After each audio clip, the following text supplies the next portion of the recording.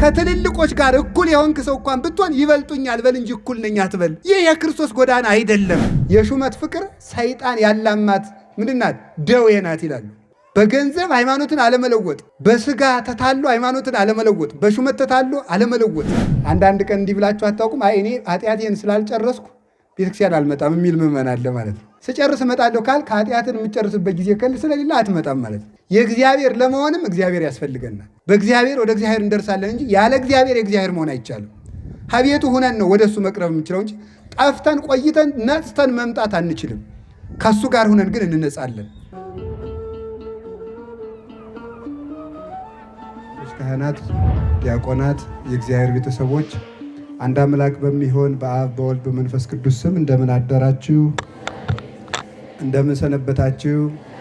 እንደምን ቆያችሁ? በቸርነቱ እስከዚህ ቀን ያደረሰን አምላክ ስሙ የተመሰገነ ይሁን። በመካከላችን ተገኝቶ እንዲያስተምረን ቅዱስ ፈቃዱ ይሁንልን። አሁን መርሃ ግብር ሲመሩት የነበሩት መምህር ለክብረ ወንጌል ብለው አጨብጭቡ ቢሏችሁ ግን ጭብጨባው ግን አስፈላጊ አይደለም እና እንዳታጨበጭቡ ነው። እሺ፣ ከዚህ በኋላ መምህር ወደ መድረክ ሲመጣ እንደ ፖለቲካ እንዳታጨበጭቡ።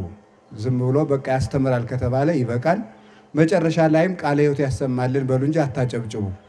ይሄንን እንድታደርጉ ለወደፊቱም እንድትለምዱት እንደዚህ አደራላችኋለሁ። እግዚአብሔር ልቡናችንን ከፍቶ እንዲያስተምረን ቅዱስ ፈቃዱ ይሁንልን። አነ ውእቱ አንቀጸ አባግዕ ዘበአማን፣ እውነተኛ የበጎች በር እኔ ነኝ። የዮሐንስ ወንጌል ምዕራፍ 10 ቁጥር 9 ላይ የምናገኘው ኃይለ ቃል ነው። እውነተኛ የበጎች በር በሉ እኔ ነኝ። እውነተኛ የበጎች በር እኔ ነኝ። ሶስተኛ በሉ እውነተኛ የበጎች በር እኔ ነኝ ይላል። ማን ነው እንዲህ ያለው? ጌታችን መድኃኒታችን ኢየሱስ ክርስቶስ ነው የተናገረው። ይሄ አንቀጸ አባግዕ ይባላል። የበጎች በር ምዕራፉ ራሱ የመጽሐፍ ቅዱሱ ክፍል ዮሐንስ ወንጌል ምዕራፍ 10 በራሱ አንቀጸ አባግዕ ነው የሚባለው። የበጎች አንቀጽ የሚለው በር ክፍል ይሆናል። ብዙም ብሎ በጥሬ ፍቹ አንቀጽ በር ይሆናል። በመጻሕፍት ደግሞ ይትባሃል አንቀጽ የሚለው ክፍል መደብ ጾታ እንደ ማለት ነው። እንደዚህ ይተረጎማል። ስለዚህ አንቀጸ ጾም ሲባል የጾም ክፍል የጾም መደብ እንደማለት ነው። አንቀጸ አባግዕ ማለት የበጎች መደብ የበጎች ክፍል ስለ በጎች የሚናገር ማለት ነው እና ዛሬ ስለ በግና ስለ እረኛ የሚነገርበት ቀን ነው። ኖላዊ ይባላል ዕለቱ። እንደምታውቁት እንደተማራችሁትም የዛሬው ዕለት ከልደት ቀደም ብሎ ያለው አንድ እሑድ እሱ ኖላዊ ይባላል። ኖላዊ ማለት እረኛ ጠባቂ ማለት ነው። ስለዚህም የጌታችን የመድኃኒታችን የኢየሱስ ክርስቶስ ጠባቂነት፣ የነቢያት ጠባቂነት፣ የሌሎችም ጥበቃ የሚነገርበትና የሚተረጎምበት አንቀጽ ነው። በቅድስት ቤተ ክርስቲያናችን ስርዓት መሰረት ሊቀ ጳጳስ በተሾመ ጊዜ፣ የደብር አለቃ በተሾመ ጊዜ፣ የገዳም አበምኔት በተሾመ ጊዜ፣ መምህራን ወንበር በተከሉ ጊዜ ይህንን ምዕራፍ አስተምረው ይሾማሉ ማለት ነው። ይህንን ምዕራፍ ያስተምራሉ። ለምን? እረኝነት ጥበቃ ስለሆነ። ስለዚህ ጌታችን መድኃኒታችን ኢየሱስ ክርስቶስ አስቀድሞ በብሉይ ኪዳን ከባሕሪ አባቱ ከአብ ከባሕሪ ሕይወቱ ከመንፈስ ቅዱስ ጋር ባለው በአንዲት በጸናች መንግስት ነቢያትን ቅዱሳንን ሁሉ ሲጠብቅ ኑሯል። ሲጠብቅ የኖረ እሱ ነው። እሱ እረኛ ነው። እረኞችን እየሾመ ዓለምን ሲያስተዳድር ሲመግብ የሚኖር እሱ ነው። እግዚአብሔር በባሕሪ ስሙ እረኛ ይባላል።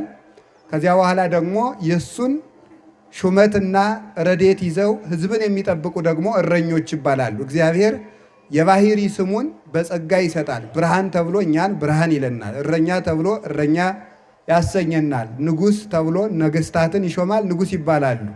ስለዚህ እግዚአብሔር ሁሉንም ጠቢብ ተብሎ እሱ ጥበብ ነው፣ ራሱ ጥበብ ነው፣ ደግሞ ጠቢብ ነው። ጠበብት ደግሞ ያሰኛል። የሚያውቁትን ጠቢባን ይላቸዋል። እግዚአብሔር የስም ስስት የለበትም፣ የባህሪ ጌትነቱን አይሰጥም እንጂ ለስሙ ሁሉንም ሰጥቷል ማለት ነው። በየማዕረጉ በየጸጋው በስሙ እንድንከብርበት እሱ ክብራችን ሞገሳችን ሆኖ የእሱ ስም በእኛ ላይ ዘይት በሰው ራስና ፊት ላይ ሆኖ የሰውን ዝገት አስለቅቆ እንዲያበራ ፊት እንዲያበራ ገጽ እንዲበራ እንደሚያደርገው ሁሉ የእሱ ስም እንደ ዘይት ሆኖ በላያችን ላይ አድሮ የድንቁርናችንና የኃጢአታችንን ዝገት አርቆ እኛ በስሙ እንድንከብርና እንድናበራ የእግዚአብሔር ቅዱስ ፈቃዱ ስለሆነ እሱን እረኛ ብለን ተብሎ ሌሎች እረኞች ስለተባሉ እግዚአብሔር አይከፋውም። ሌላው ቀርቶ አምላክ ተብሎ ቅዱሳንም ራሱ አምላክ ብሏቸዋል። ይህንም ቢሆን በዚህ አይከፋም። የሚለየው በምስጢርና በጌትነት ነው እንጂ እግዚአብሔርም አምላክ ይባላል፣ ቅዱሳንም አምላክ ይባላሉ። እግዚአብሔር እረኛ ይባላል፣ ቅዱሳን እረኛ ይባላሉ። እግዚአብሔር ብርሃን ይባላል፣ ቅዱሳን ብርሃን ይባላሉ። ሌላው ቀርቶ እግዚአብሔር ውሃ ይባላል፣ ውሃም ውሃ ይባላል። እግዚአብሔር መድኃኒት ይባላል፣ እንጨትም መድኃኒት ይባላል። ስለዚህ እግዚአብሔር ለራሱ የሰጠውን ስም መልኩን ሲሰጠን እንዳልነፈገን ሁሉ ስሙንም እንድንከብርበት ሲሰጠን አልነፈገንም። ፍጥረትን በስሙ አክብሮ ፈጥሯልና። ስለዚህ እግዚአብሔር ከፈጠረው ፍጥረት ጀምሮ ፍጥረትን ከፈጠረበት ጀምሮ ይህንን ዓለም ጠብቆ አስማምቶ በጌትነቱ አኖሮታል። እግዚአብሔር ለመኖሩ ማስረጃው የዚህ ዓለም የፍጥረት ስምምነት ነው። ይህ ዓለም ፈጣሪ ባይኖረው ኑሮ እረኛ ጠባቂ ባይኖረው ኑሮ ምን ይሆን ነበረ? መጀመሪያው ዝብርቅርቅ ይሆን ነበረ። ይህ ዓለም ፈጣሪ ባይኖረው ኑሮ ምን ይሆናል? አንደኛ ልሙጽ ሊሆን ይችል ነበር። ልሙጽ ማለት ምን ማለት መሰላችሁ? እንደው ዝም ብሎ አማርኛው አይመችም፣ ግዙ ይሻላል። ልሙጥ ያለ ማለት ነው። እንደዚያ ማለት ነው። በቃ ድብልብል አንድ መልክ ማለት ነው። ቀይ የለ፣ ጥቁር የለ፣ ጣት የለ፣ አይን የለ፣ ጆሮ የለ፣ ሰማይ የለ፣ ኮከብ የለ፣ ውሃ የለ፣ እንጨት የለ፣ ዛፍ የለ፣ እንደው ሁሉ ዝም ብሎ አንድ ላይ የተደበለበለ ይሆን ነበረ። ፍጥረት ከአንድ ንጥረ ነገር ተገኘ የሚለው የሳይንሱ አስተሳሰብ የሚፈርሰው በዚህ ነው። እንደዚያ ቢሆን ኑሮ ፍጥረት ሁሉ አንድ አይነት ይሆን ነበረ። በውስጥ ካሉት ከመጠነ ቁስ ቢገኝ ኑሮ ከአተም ቢገኝ ወይም ደግሞ ከኤሌክትሮን ከሞለኪውል ቢገኝ ኑሮ ይህ ዓለም አንድ አይነት መልክ ይኖረው ነበረ። የተዝጎረጎረ መልክ ውብ ዓለም የተገኘው ፍጥረታትን ሁሉ ፈጥሮ የሚገዛ የባህሪ ገዥ ሕያው ቅዱስ እግዚአብሔር ስላለ ነው። ስለዚህ ሰሎሞን ምን አለ? በፍጥረታት ውበት የፈጣሪ ውበት ይታወቃል ይላል። በፍጥረታት ውበት መጽሐፈ ጥበብ ምዕራፍ 13 ላይ ሲናገር በፍጥረታት ውበት የፈጣሪ ውበት ይታወቃል። ይህ ዓለም መልክ ይዞ መኖሩ ውብ መሆኑ እግዚአብሔር እንዳለ ኩሉ ሰናይ ዘገብረ በጊዜሁ እግዚአብሔር ሁሉንም በጊዜው መልካም አድርጎ ሰርቶታል። እግዚአብሔር የሰራው ፍጥረት ሁሉ ውብ ነው፣ መልካም ነው። ስለዚህ እግዚአብሔር መኖሩ በሚታወቃል ብዙ ህብረ መልክ። ሌላው ቀርቶ ሰው ራሱ ማለት ነው። አሁን አያችሁ፣ የሰው እጅ ዝም ብሎ ጠፍጣፋ ቢሆን እጣት ባይኖረው ዝም ብሎ ልሙጥ ቢሆን አያስጠላም? ያስጠላል። አሁን ጥርስ እዚህ አካባቢ ባይኖር አይን ባይኖር እንዲሁ ዝም ብለን ግምድል ገደል እኮ ነበር የምንመስለው ማለት ነው። አይን ባይኖር አፍንጫም እንደዚህ ባይኖር እንዲሁ ዝም ብለን የምናስፈራራ የገደል ግማሽ ነበር ምን ሆነው ማለት ነው። እንደዚህ ያለ ሁሉ መልክ የመጣው ሕያው ቅዱስ ውብ እግዚአብሔር ስላለ ነው። መልካም የሆነ እግዚአብሔር ስላለ ነው። እርሱ ስላለ ከሱ መልካምነት መልካም የሆነ ፍጥረት ተገኝቷል። ሌላው በጣም የሚያስደንቀው ፍጥረት ሁሉ ስርዓቱን ጠብቆ ይኖራል። ስርዓቱን ጠብቆ በጎችን ያለ እረኛ ብናስቀምጣቸው ተበታትነው በገመድ አንድ ቤት ውስጥ ብናስራቸው ተጠላልፈው በቃ ታንቀው መሞታቸው ነው። ተመልከቱ። እረኛ አልባ ዝም ብለን አስረን በአንድ ጋጥ በአንድ ገመድ ብናስራቸው። እንደዚሁም ሁሉ ይህ ዓለም ያለ እረኛ ለይቶ በማይሰረ ፍቅር ይሆናል፣ በማይሰረ ሕግ ይሆናል። ሁሉንም አትሞ በየትእዛዙ ባያስረው ኑሮ ዘምቅድም ዓለም ሀታሚ ከጥንት ጀምሮ ዓለምን የሰራ ያሰማራ የቀጣ ከዚህ እስከዚህ ስፋ ከዚህ ወዲህ አትለፍ ከዚህ አትትረፍ ብሎ ወሰን ያስቀመጠ እግዚአብሔር ባይኖር ፍጥረት ሁሉ ስርዓቱን አልፎ ይደበላለቅ ነበረ። ስለዚህ በስርዓት የምንኖር ለዚህ ዓለም ጠባቂ ስላለው ነው። ታች ያለው ውሃ ወደ ላይ እንዳይፈላ ወደ ላይ እንዳይመጣ እንግዲህ ታች እንደምታውቁት ከዚህ መሬት በታች ነፋስ አለ፣ እሳት አለ፣ ከዚያ ውሃ አለ፣ መሬት አለ። የታችኛው ነፋስ እሳቱን አንድዶ እሳቱ ደግሞ ውሃውን አፍልቶ ውሃው ደግሞ መሬቱን በጥብጦ እንዳንጠፋ በየስርዓቱ መኖራችን ምንን ያስረዳል ሲባል ፍጥረትን የሚጠብቅ ሕያው ቅዱስ እግዚአብሔር እንዳለ ያስረዳል። ፍጥረትን ሁሉ የሚያስተዳድረው እግዚአብሔር አለ። የፍጥረታት ምናቸው? ስርዓታቸውን ጠብቀው መኖራቸው። እንዲያውም ቅዱስ ባስልዮስ ዘቂሳርያ ሲናገር ምን ይላል? ከፍጥረቱ ከወሰኑ የሚያልፍ ፍጥረት የለም። ለምሳሌ አሳ ባህር ውስጥ ይኖራል አይደል? አሳ ግን ባህር ሀገሩ ስለሆነ የደጋው አሳ ወደ ቆላ አይሄድም። አይገርማችሁም? የቆላው አሳ ደግሞ ባህር ተመቼ ብሎ ወደ ደጋው አይሄድም። ውሃው የሚስማማው ዝርያ አላቸው። አሳ ወሰኑን አውቆ ሲኖር ሰው ወሰኑን አያውቅም ይላል ቅዱስ ባስልዮስ ዘቂሳርያ። ታች አካባቢ የሚገኘው አሳ ላይ የለም። ላይ የሚረባው ዝርያ ታች የለም። ተጠዩ። ዛሬም እኮ የአሳ ማከማቻ ምንድን ነው የሚባለው? ኢንዱስትሪ ወይም ደግሞ እንደ አነባበቡን አልቻልኩትም፣ ኢንዱስትሪ ነው የምትሉት። ይሁን በቃ ዞሮ እንደዚያ ያለ ሲከፈት ዝርያው ይጠናል። ይመቸዋል ወይ? የቆላው ዛፍ ደጋ አይለምድም፣ የደጋው ዛፍ ቆላ አይለምድም። ሁሉም ስርዓቱን ጠብቆ ነው የሚኖረው፣ በስርዓቱ ይኖራል። ስለዚህ በስርዓት የሚኖረው ስርዓት የሚያዝ ፍጥረት እንደው ዝም ብሎ በአጋጣሚም ቢመጣ ኑሮ ከመጣ በኋላ ስርዓት የሚያስዘው ማን ነው? ሕያው ቅዱስ እግዚአብሔር በስርዓት የሚያስተዳድር በወሀቤከ ተፈጥረ ኩሉ ወበሀቤከ ይቤይት ኩሉ። ሁሉ በአንተ ተፈጠረ፣ ሁሉ በአንተ ተከናወነ፣ ሁሉ በአንተ ወጥቶ ይገባል ይላሉ ሰለስቱ ምዕት በቅዳሴያቸው። በእግዚአብሔር ሁሉ ይሰማራል። ስለዚህ ይህንን ያስተዳደረ ማን ነው? እግዚአብሔር ነው። ፍጥረታት እንዴት ተስማምተው ኖሩ? እንዴት ልንኖር ቻል? ሌላው ቀርቶ አሁን እኛ ራሳችን እሳት፣ ውሃ፣ ነፋስ ነን አይደል? ልብ በሉ። ነፋሱ ውሃና ነፋስ ምንድን ናቸው? ውሃና መሬት ምንድን ናቸው? ጠላት። የውሃ ጠባያችን እሳቱን ቢያጠፈው እኮ ሰው በአንድ ቀን ፍርስርሱ መውጣቱ ነው፣ እንደ ቤት ማለት ነው። የእሳት ጠባያችን ከውሃው ጋር ቢጣላ አንድ ቀን እንፈርሳለን። ነፋሱ ደግሞ የመሬት ጠባያችን ቢበታትነው ደግሞ አንድ ቀን መፍረሳችን ነው። ፍጥረታት ቅድም እንዴት በስርዓት ኖሩ ነው። አሁን ደግሞ እንዴት ተስማምተው ኖሩ? ተስማምተው የሚኖሩት እረኛ የሆነ እግዚአብሔር ስላለ ነው። ተስማምተው የሚኖሩት በስርዓት እንደ መሰንቆ ማለት ነው። መሰንቆ በጣም ብዙ ጭራ ነው ያለው። የሚቃኘው አዝማሪ ግን አንድ አድርጎ ሲቃኘው አንድ ድምፅ ያወጣል። ጭራው ብዙ ነው፣ ግን ድምፁ አንድ ነው። ይህ ዓለም በጣም ብዙ ጠባይ፣ ብዙ ህብረ መልክ፣ ብዙ ህብረ ጾታ አለው። ተስማምቶ የኖረው ለምንድን ነው ሲባል እንደ መሰንቆ የሚቃኘው እግዚአብሔር ስላለ ነው። ስለዚህ ቅዱስ አትናቴዎስ ምን አለ? መሰንቆ ዘይቤ ሃይማኖት ኢቲ እንተ ለብስዋ ሰማይት። መሰንቆ ይሉሃል፣ ሌላ አይደለም። መሰንቆስ በላይ ሰማይታት በክብር የለበሷት በመከራ የተጎናጸፏት አክሊል የተቀዳጁባት ሃይማኖት ናት። ስለዚህ የፍጥረታት ስምምነት ያለው እግዚአብሔር ስላለ ነውና እግዚአብሔር ሁሉን ጠብቆ ያኖራል። ይሄ ሁሉ የእግዚአብሔርን መግቦትና ጥበቃ የሚያስረዳ ነው። ስለዚህ እግዚአብሔር ዓለምን ፈጠረ፣ ሁሉን በየስርዓቱ ያኖረዋል። አራዊት ሌሊት ብሏቸዋል፣ ቀን አይወጡም። ቀን ካላቸው ሌት አይወጡም። ሁሉን በስርዓቱ እግዚአብሔር ይመግባል፣ እግዚአብሔር ይጠብቃል። እግዚአብሔር የሚጠብቅ ብቻ አይደለም፣ የሚመግብም ጭምር ነው። የፈጠረም ጭምር ነው፣ የወለደም ጭምር ነው፣ የሚያሳድግም ጭምር ነው፣ የሚያኖርም ጭምር ነው። ስለዚህ ፍጥረታትን በቸርነቱ እያስተዳደረ እየመገበ ዓለምን ፈጠረ። ፈጥሮስ ምን አደረገ? ጠባቂ ሾመለት።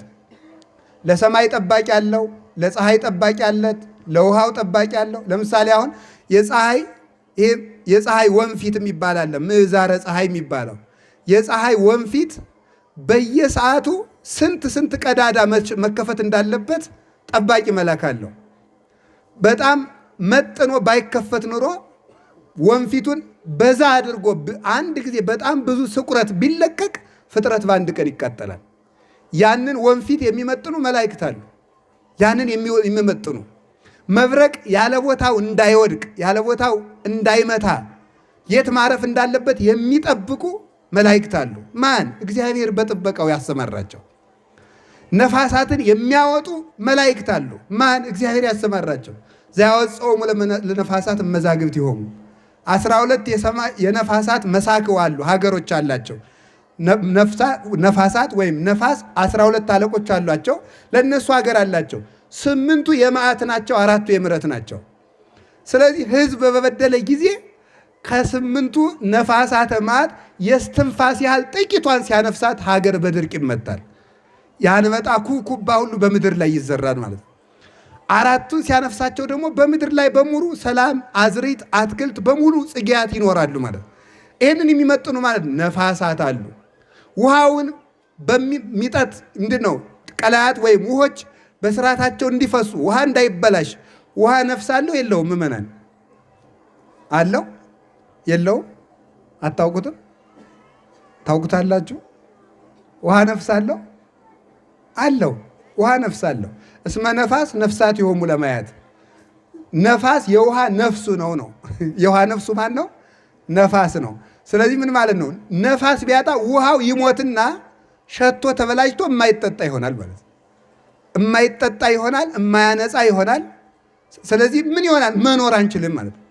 ስለዚህ ለውሃው መላክ አለው። ለውሃው መላክ አለው።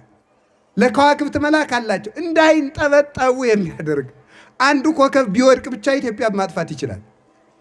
ከዋክብት ሁሉ በስርዓታቸው እንዲሄዱ እንዳይጋጩም ጭምር እንዳይጋጩም በስርዓት እንዲሄዱ በየስማቸው ቆጥሮ ዘይወልቆሙ ለከዋክብት በምልኦሙ ወይጼውኦሙ በበአስማቲሆሙ አንድ ሁለት ሰው ሁሉ ሰፍሮ ቆጥሮ የሚያውቃቸው እግዚአብሔር ለከዋክብት ተመልኩ። ይሄ ሁሉ ኮከብ እንዴት ብሎ በስርዓት እንደሚኖር አስደናቂ እኮ ነው።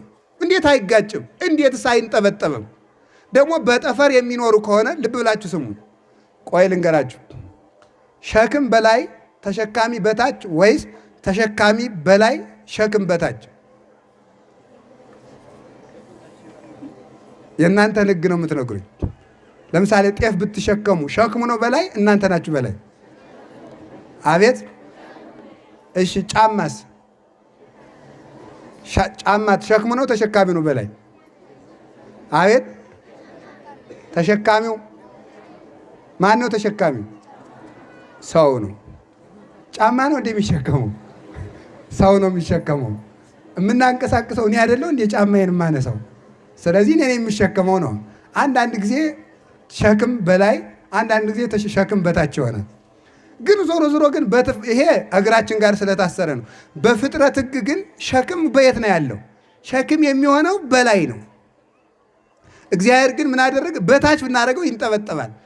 መኖሪያቸውን ወይም አጽንቷቸው የሚኖረውን ጠፈርን በላይ አድርጎ ከዋክብቱን በታች ሲያደርጋቸው እንደ ጥሬ ለምን አይንጠበጠቡም? ማን ስለሚያስተዳድራቸው ነው? እግዚአብሔር ስለሚያስተዳድራቸው ነው። ለእነዚህ ሁሉ ጠባቂ መላክን ሹሟል። ገበታ አፉን ወደ ላይ ዙሮ ነው ወደ ታች ዙሮ ነው ውሃ የሚይዘው? አቤት። እስኪ ይህንን ሰማዩት። ወደ ታች ነው የዞረ ወደ ላይ ነው የዞረ? አቤት። ወደ ላይ ነው አይደል? ኧረ ወደ ታች ነው። አይታያችሁም እንዴ? ወደዚህ እኮ የዞረ ነው። እንደዚህ አይታያችሁም? የድስት ክዳን መስሎ ወደ ታች ዞሮ ነው ያለ ማለት ነው። ወደ ታች ዞሮ ነው ያለ። አሁን ልብ በሉ፣ ከዚህ በላይ ውሃ አለ። ማይኒ ዘመልዕልተ ሰማያት ይሴብሑ ለእግዚአብሔር ይላል ቅዱስ ዳዊት። ከሰማይ በላይ ያለ ውሃ እግዚአብሔርን ያመሰግነዋል ይላል። ከዚህ በላይ ውሃ አለ። እንዲያውም በዚህ ዓለም ያለው ውሃ በላይ ካለው ውሃ አንጻር ድስት ታጥቦ ውሃው ሲደፋ በጠርዙ እንደሚቀር ውሃ ያለ ነው ይላሉ ሊቃውንቱ። በጣም የሚገማሸር ቁጡ ውሃ ነው። ገበታው ደግሞ ጠፈር ነው። ጠፈር ደግሞ ወደ ታች እየዞረ ነው። አሁን ገበታውን በአፉ ደፍታችሁ ውሃውን በላይ ብታደርጉት ምን ያደርጋል? ይፈሳል። ግን እግዚአብሔር ገበታውን ወደ ታች አዙሮ ውሃ በላይ አድርጎበት አይፈስም። እንዴት ሲባል ቻል ካለው የማይችል ነገር የለም። እግዚአብሔር በጥበቃ ለዚህም ባቢል የሚባል ነፋስ ሰጥቶ ያንን ውሃ ወጥሮ እንደ ብራና በጠፈር ልክ ተዘርግቶ እንዲኖር የሚያደርግ ማን መድቦለታል? መልአክ መድቦለታል። ለስንቱ ነገር ለደመናው መልአክ አለው። ይህን ሁሉ የሚጠብቅ ማን ነው? እግዚአብሔር ነው። ደመና ያለ ስርዓቱ አይጓዝም። የሚመራል ደመናውን እያስጓዘ ወደ ውቅያኖስ የሚወስድ የደመናው መልአክና የውቅያኖሱ መልአክ ደግሞ ይስማማሉ። የውቅያኖሱ መልአክና የደመናው መልአክ የሚጣሉ ቢሆን ኑሮ ዝናብ በዚች ዓለም ጠብ አይልም። ምክንያቱም የደመናው መልአክ ደመናውን ይዞ ወደ ውቅያኖስ ይወዳል። የውቅያኖሱ መልአክ ደግሞ ውሃው እየቀዳ በደመናው ይሞላለታል ማለት ነው። የነፋሱ መልአክ ደግሞ የለም አልሸከምም ቢል ደግሞ ችግር ይመጣል። የነፋሱ መልአክ ደግሞ አለ። ያ ደመናውን ይሸከማል፣ ወደ ላይ ይዘውት ይወጣሉ። ወደ ላይ ይዞ ይወጣና ደግሞ ዝናቡን ተጠምታ ለከረመችው ምድር አንድ ጊዜ ቀዳዳውን ከፍቶ ደግሞ አንድ ነገር እስኪ ልንገራችሁ። ደመና አይታችሁ ታውቃላችሁ? ደመና በርሚል ነው፣ አቅባዳ ነው፣ ከረጢት ውሃው ለምን እንደማይፈስበት እኔ ድነቅ ይለኛል በእውነቱ ማለት ለምን እንደማይፈስበት አይቼዋለሁ። መቼም አሁን በአውሮፕላን ሄጃለሁ ማለት መቼም ኩራት አይደለም አይደል? እና በዚያ አይቼዋለሁ እና ምንድን ነው እንደው ብን የሚል ነገር ነው፣ ጢስ ነው እዚያ ውስጥ በጣም እኛ ቤት የሚነቅል ዝናብ በዚያ ይወርዳል። እንዴት ነው ነገሩ? ተመልከቱ። እንዲህ አድርጎ ሲኖር ኢዮብ እንደሚናገረው እይሰጠጥ ደመናሁ ይላል። ውሃውን ቀርቶ ወስዷል፣ አይቀደድም። ደመናው አይቀደድም። ውሃውን ቋጥሮ ቻል ይለዋል፣ ቻል ይችላል። ከዚያ በኋላ ያንን አንድ ጊዜ ደግሞ አውርድ ቢለው ምድር ታጥባ ትሄዳለች። ከዚያ በኋላ ምን ያደርጋል?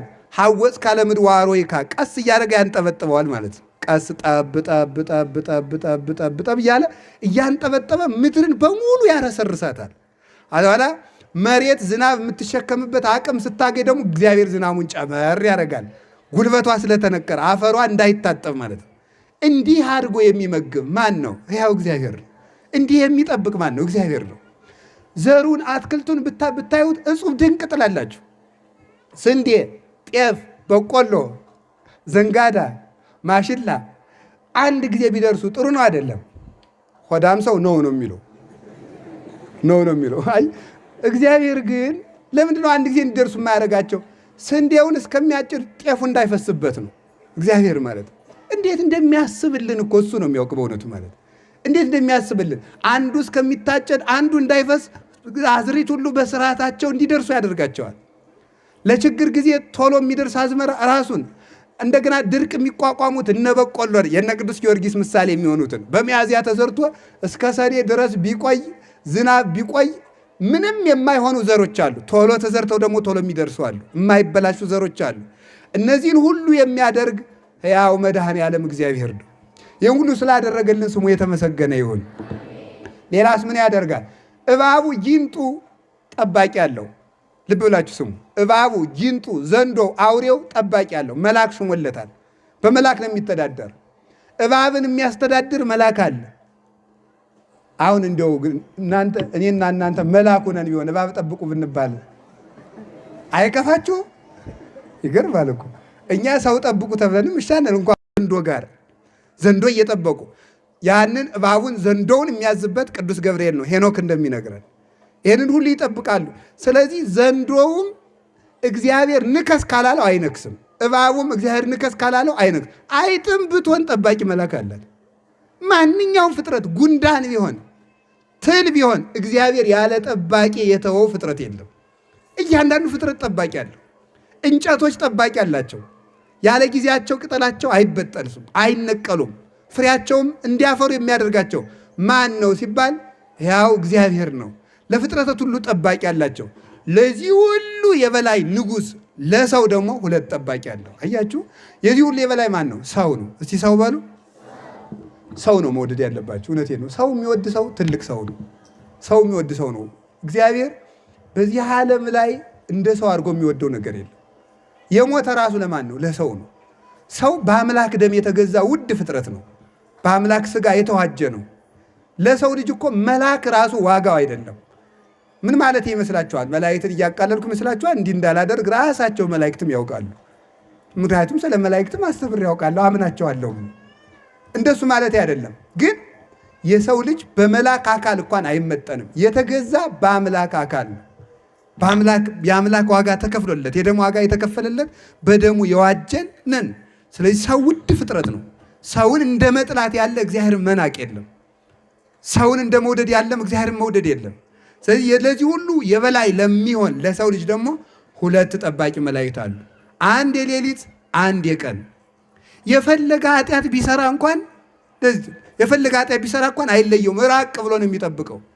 ይጠብቀዋል። ሌሊቱም ሙሉ ይጠብቀዋል። ለዚህ ነው አረጋዊ መንፈሳዊ እንዲያው ብቻዬን ነኝ ብለህ ከቤት ውስጥ ስትቀመጥ እንኳን ራቁትህን እንደው ዝም ብለህ ዝርግፍ ብለህ አተኛ። ምክንያቱም ሌላ ሰው ቢያይ የሚጠብቅ መልአክ እያየህ ነው። ከኃጢአት ተጠንቀቁ የምንባለው ሰው እንዳያየን ብቻ ሳይሆን አብሮን ውሎ የሚያድር ጠባቂ መልአክ ስላለ ነው።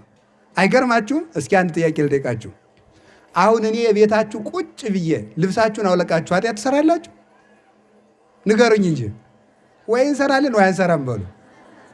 አሁን አባን የምታፍሩ ከሆነ አንድ መልአክ እንዴት አታፍሩ? ማፈር አለብን አይደለም እንዴ? መልአክ ሕሊናችን ይህን ስለሚረሳ ነው። አንድ ሰይፍ የመዘዘ የእግዚአብሔር ብርሃን የተሳለበት አንዱ መልአክ ብቻ ሰማይን መሰንጠቅ የሚችል መልአክ በፊት ለፊታችን አቁመን ኃጢአት እንሰራለን። ያ መልአክ ደግሞ ይጠብቀናል። የትም ስንሄድ አይለየን ነው። በዚህ ጥበቃ ውስጥ ነው የምተዳደረው። እንደውም የሚገርማችሁ እኮ ጠባቂ መልአክ ባይኖር እኮ አሁን አንዳንድ ጊዜ እንመስለን እግዚአብሔር ከተወኝ ስንት ዓመቱ ይላል ሰው። ኧረ ተው፣ እግዚአብሔር ትቶ ነው ውለህ የምትገባ? ለሰከንድ እንኳን ማደር አይቻልም። የፈለገ ነፍሰ ገዳይ ዘማዊ የረከሰ ሰው ቢኖር እግዚአብሔር ያለ ጥበቃ ትቶ ታድሮ ውሎ አያውቅ። የሚያምን ኃጢአተኛ ብቻ አይደለም፣ የማያምኑትን ጭምር ጠባቂ መልአክ አላቸው። የማያምኑትን ጭምር እግዚአብሔር ይጠብቃቸዋል፣ ጠብቆ ያሳድራቸዋል። ሰይጣንን አንድ ቀን አንድ ባይታዊ አግኝቶ እንዲገፍቶ ገደል ሊወረውረው ሲል ሞኝ አንተ ባታዝንልኝ እኮ እግዚአብሔር ፍጥረቱ ስለሆንኩ አያጠፋኝ ብሏል። ሰይጣን ራሱ ማለት ሰይጣንን እግዚአብሔር ይጠብቀዋል አይጠብቀውም? ሰይጣንን ይጠብቀዋል ማለት ምን ማለት ይመስላችሁ? እንዳይጠፋ ይጠብቀዋል። እንዳይጠፋ መቼስ ማለት ፀሐይም እኮ ላቅሟ ይህንን እርኩስ አንድ እንደው አቃጥዬ ርር ላድርገው ብላ ነበር። አይ ተይው ሲቀጣ ይኑር እንጂ በአንድ ቀንስ አይጠፋም ብሏል። በእውነቱ ማለት ሰይጣን እንኳን እግዚአብሔር ሳይፈቅድለት ውሎ ማደር አይችልም። ያ ማለት ምን ማለት ይመስላችኋል? እንግዲያማ እግዚአብሔር ፈቅዶለት ከሆነ ሰይጣን የሚኖረው እንድንሳሳትም እግዚአብሔር ፈቅዷል ማለት ነው። ደግሞ በሉ ደግሞ እንደዚያ ማለት አይደለም። ደግሞ እግዚአብሔር ፈቅዶ እንዲኖር አሰናብቶታል። ለገዛ አይምሮ አሳልፎ ሰጥቶ ሰይጣንን እንኳን በረዴቱ ባይሆንም በኃይሉ ግን ውሎ እንዲያድር ያሳድረዋል። እግዚአብሔር ባይፈቅድ እንኳን ተመልከቱ፣ እግዚአብሔር ሳይጠብቀው እንኳን ሰው ሰይጣን ማደር አይችልም። በአንድ ቀን መጥፋት ይችላል፣ በዓይነ ማት ቢመለከተው ማለት ነው። እነዚህ ሁሉ የሚያስተዳድር ማን ነው ካላችሁኝ፣ እግዚአብሔር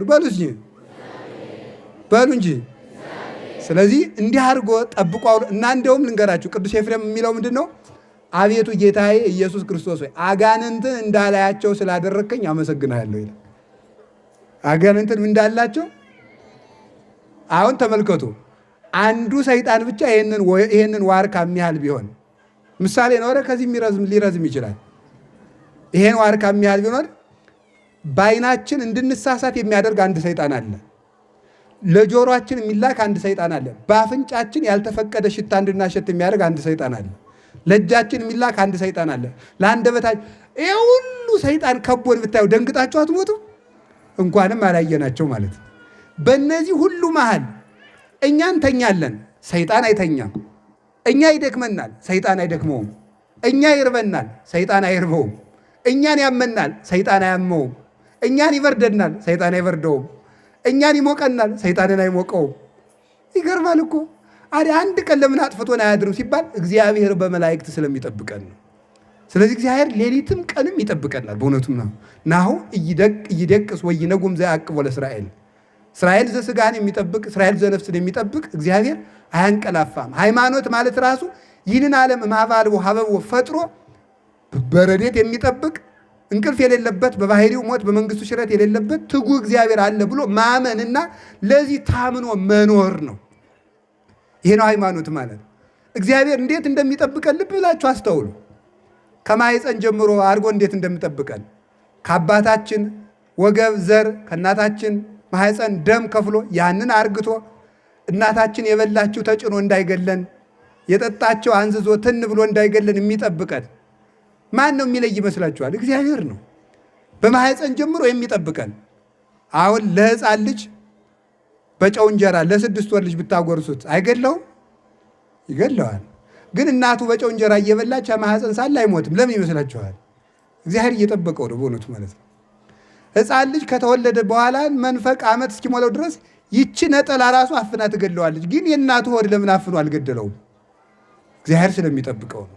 ስለዚህ ቅዱስ ዳዊት ምን አለ? በእናቴ ማኅፀን ጀምሮ አንተ አምላኬ ነህ፣ እምከርሰ እምዬ አንተ አምላኬ፣ ከእናቴ ማኅፀን ጀምሮ አንተ አምላኬ ነህ ብሎ የተናገረ ለዚህ ነው። እግዚአብሔር እንዲጠብቆ ያሳድገናል። ብዙ ጊዜ ሕፃን እኛ ስንወድቅ ቶሎ እንሰበራለን። ሕፃናት በየቀኑ እየወደቁ ለምን አይሰበሩ ይመስላችኋል? አይገርማችሁም? መቼስ ሳይንስ መልስ አያጣም። ቁመታቸው ቅርብ ስለሆነ ከቅርብ እየወደቁ ነው ሊል ይችል ይሆናል። መቼስ አይታወቅም ማለት ነው። ግን አንድ ነገር የምትዙልኝ ግን ሰው በራሱ ቁመት ልክ ሲወድቅም ኃይል አለው ባጭሩ ማለት ነው። በራሱ ቁመት ሕፃኑም በራሱ ቁመት ልክ ኃይል አለው። ለራሱ ቁመት የሚበቃ ክብደት ስላለው ወድቆ አለመሰበር አይችልም። እንቁላል እዚያው ወድቆ አይደል የሚሰበረው? ለምንድን ነው ታዲያ እንደዚያ የሚሆን ሲባል እግዚአብሔር ስለሚጠብቅ፣ ሕፃናትን የሚጠብቃቸው እግዚአብሔር ስለሆነ ነው። ሳናውቅ የሚጠብቀን። አባ ጊዮርጊስ ዘጋስጫ ደግሞ እናት ልጇን ትታ ወደ ገበያ ብትሄድ እናቱ ገበያ እንደሄደች ልጁ እባብ ቢጨብጥ እናቱ እስከምትመጣ ድረስ እባቡ ልጁን ሳይበላው ይቆያል። የሕፃኑ ደግነት የእባቡን ተንኮል ይሽራልና ይላል። ማን ሲባል በእነዚህ ሕፃናት ላይ አድሮ እግዚአብሔር ስለሚጠብቅ ነው። ስለ እግዚአብሔር የማይተወን የሚጠብቀን፣ የሚረዳን፣ የሚመግበን ይህንን ዓለም ሁሉ የሚመግብ ቸሮ አምላክ እግዚአብሔር ስሙ የተመሰገነ ይሁን። 5500 ዘመን በሙሉ እግዚአብሔር ከዚህ በኋላ ተሳስተን በመልኩ ፈጥሮን ተሳስተን ብንወድቅ እንኳን 5000 ዘመን እስኪወለድ ድረስ ጥበቃውን አላቋረጠም። እንዲህ የሚል ቃል ላስታውሳችሁ። በኦሪት ዘፍጥረት ምዕራፍ 1 ላይ ወመንፈሰ እግዚአብሔር ቅዱስ ይጼልል መልዕልተ ማይ፣ የእግዚአብሔር መንፈስ በውሃው ላይ ሰፎ ነበር ይላል። እንዲህ የሚል በቀዳሚ ገብረ እግዚአብሔር ሰማይ ወምድረ፣ እግዚአብሔር በመጀመሪያ ሰማይና ምድርን ፈጠረ ይላል። ሰማይና ምድርን ፈጠረ። ወምድር ሳለወት ራቃ፣ ምድርም ባዶ ነበረች አትታይም ነበር። ከዚያ በኋላ ምንድነው? ወጽልመት መልዕልተ ቀላይ፣ በምድር ላይ ውሃ ነበር፣ በውሃው ላይ ደግሞ ምን ነበር ይላል? ጨለማ ነበረ። በዚያ ላይ የእግዚአብሔር መንፈስ ነበር ይላል። ምን ማለት ይመስላችኋል? ታች ምድር አለች፣ ምድርን ውሃ አለ፣ ከውሃው ላይ ጨለማ አለ፣ በጨለማው ላይ የእግዚአብሔር መንፈስ ነበር። ይህንን ሳዊሮስ ዘስሙናይን ሲያብራራው ሲተረጉሞ ምንድነው የሚለው? ምድር የተባለ ክርስቶስ እስከሚወለዱ የነበሩ ምዕመናን ናቸው። ህዝቡ ነው። ከዚያ በኋላ እሳ ደግሞ ተመልከቱ። በዚያ ላይ የነበረው ደግሞ ውሃ ምንድን ነው ሲባል የነቢያት ትምህርታቸው ነው። በዚያ ላይ የነበረው ጨለማ እርግማን ነው ይላል። ነቢያት እርግማን እንዳለባቸው ነበር የሚያስተምሩት። በእርግማን ታስረው ህዝቡን ግን ያስተምሩ ነበረ። እነሱም ግን ከኃጢአት አልዳኑም ነበረ። በዚያ ላይ የእግዚአብሔር መንፈስ ነበር ማለት ግን እርግማኑ ቢኖርም ኃጢአት ሰርተን ብንበድልም 5500 ዘመን የህይወት ቀጠሮ ቢሰጠንም ነገር ግን እስከዚያም ድረስ እግዚአብሔር በመንፈሰ ረድኤት መጠበቁን አልተወም ማለት ነው። በተረገምንበት ዘመን እንኳን እግዚአብሔር መመገቡን አልተወም። ነፋሳትን ማመላለሱን፣ ማንፈሱን፣ ብርሃን ማመላለሱን፣ ቀላያትን ማፍሰሱን፣ በዝናብ ማብቀሉን፣ በፀሐይ ማብሰሉን፣ ጽንስ ጠብቆ እንዲወለድ እንዲያድግ ማድረጉን፣ ከጠላት መጠበቁን፣ ፍጥረትን መመገቡን፣ ፍትህ መስጠቱን ሁሉ አላቋረጥም። ስንኳንስ በቀናንበት በተጣመምንበት ደግ ዘመን እንኳን እግዚአብሔር ይጠብቀን ነበረ። ነገር ግን በነፍሳችን ጠፍተን ነበርና እረኛ እንደሌላቸው በጎች ነበርንና አንዱ ቸር እረኛችን ሕያው ቅዱስ አካላዊ ቃል ከሰማየ ሰማያት ወርዶ እኛን ሊፈልግ መጣ። ቅዱስ ዮሐንስ አፈወርቅ እንደሚለው ወዳጁ ሩቅ ሀገር እንደሄደበት ሰው ሊፈልግ ተከትሎ እንደሚሄድ በጉ ሩቅ ሀገር ሂዳ እንደሄደችበት እንደጠፋችበት ሰው በጎቹን በጋጥቶ አንድ የጠፋችን ፍለጋ እንደሚሄድ ባህሪያችን ከእግዚአብሔር ፈጽሞ ርቆ ነበርና ሰማይ ከምድር ከሚርቀው መጠን ይልቅ የኛ ባህሪ ከእግዚአብሔር ቸርነትና ፈቃድ የወጣው መውጣት ይበልጥ ነበረ። ስለዚህ ጌታችን መድኃኒታችን ኢየሱስ ክርስቶስ እርሱ ቸር እረኛ ነውና እኛን ሊፈልግ የባሪያን መልክ ይዞ ወደዚህ ዓለም መጣ። ለኛ እግዚአብሔር የጌትነት መልክ ሰጥቶን ነበረ ሲፈጥረን። የጌትነቱን መልክ ሰጥቶ በጸጋ ሰጥቶን መጠቀም ባይቻለን እሱ ደግሞ የባሪያን መልክ ሰጥቶ እኛን የጌትነቱን መልክ ለመስጠት እሱ የኛን መልክ ይዞ መጣ። ሰው ሆነ። ማን ነው የባሪያውን መልክ ይዞ መምጣት የሚችለው? ያንን መልክ ይዞ አላፈረበትም። በዚህ ደግሞ ክብሩትም እንደመቀማት አልቆጠረም። ባይል ሲሆን ባለጸጋ ሆነ። በድሃ ቤትም አደረ። ከባለጸጎች ልጆችም አንዲት የድሃ ልጅ መርጦ በእሷ ማኅፀን አደረ። ታገሰ ለተጸንሶ ይላል ቅዱስ ቄርሎስ። ለመጸነስም ታገሰ። ይህ ትዕግስት ነው። ስፉ ምሉ የሚሆን መለኮት በጠባብ ማኅፀን ማደር ይህ ትዕግስት ነው።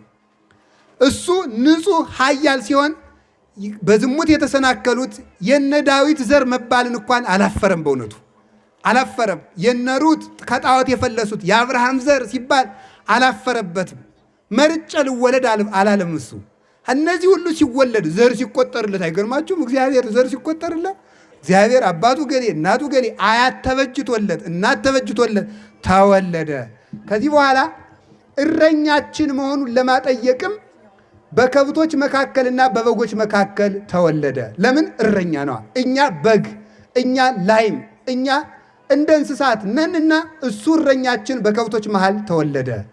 በዚያን ጊዜም የእረኞች አምላክ ነበርና እርሱ ተግተው ለሚጠብቁ እረኞች የልደቱን ዜና በመልአኩ በቅዱስ ገብርኤል በኩል አበሰረ። የጠፉትን ለመፈለግ አንድ የእረኛ ታሪክ ላስታውሳችሁ። አላችሁ ይሆን? አላችሁ? እግዚአብሔር ከሁላችን ጋር ይሁን። የያዕቆብ ታሪክ ነው። ያዕቆብ ከሀገሩ ተነስቶ አባቱ እናቱ ከሚኖርበት ተነስቶ በተሰደደ ጊዜ ከወንድሙ ጋር ተጣልቶ ከአጎቱ ከላባ አጠገብ ሲደርስ አንድ ነገር አግኝቷል። ምን ይመስላችኋል? የውሃ ጉድጓድ ነው።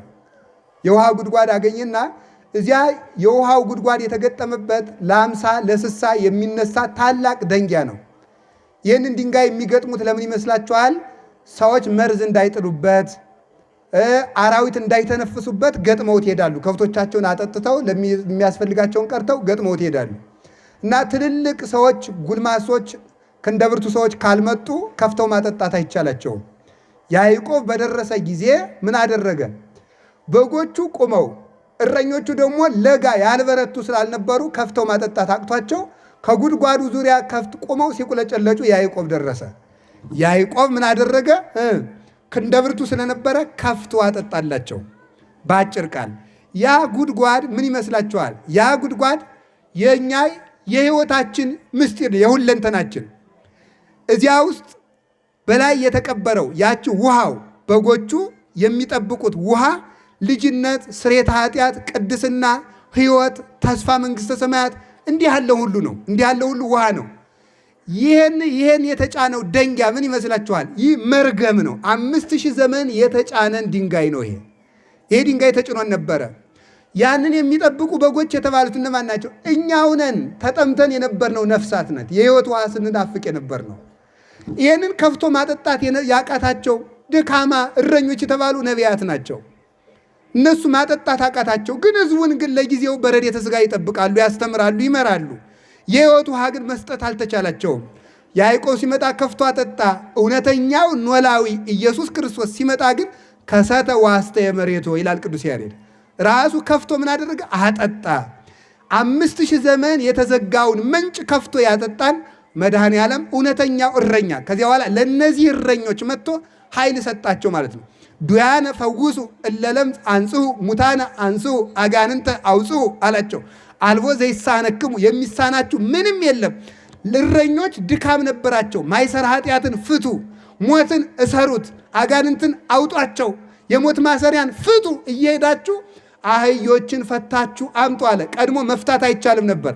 አሁን የመፍታትን የማሰርን ስልጣን ሰጣቸው። የሞትን ጥርስ አወለቀና በሕይወት መንገድ እንድንመላለስ ለእረኞቻችን ለሐዋርያት ኃይል ሰጠ። ይህንን ኃይል የሰጠ መድኃኔ ዓለም ስሙ የተመሰገነ ይሁን። አሁን አያችሁ፣ ይገርማችኋል። እሱ እውነተኛው እረኛ እኛን ለመፈለግ መጣና ከበጎቹ ወገን ከአንዲቱ በግ ምን አደረገ? ተወለደ። አያችሁ፣ እረኛ ከበግ ተወለደ። ይህ ድንቅ ነው። እረኛውን በጊቱ ታቀፈችው። ጥቀ እጹፍ ሁቃፌ አንበሳ በአብራከ በጊት ጻዳ ይላል አባ ጊዮርጊስ። ኧረ ጎበዝ፣ ግሩም ነው፣ ግሩም ነው። አንበሳውን በግ ታቀፈችው ይላል።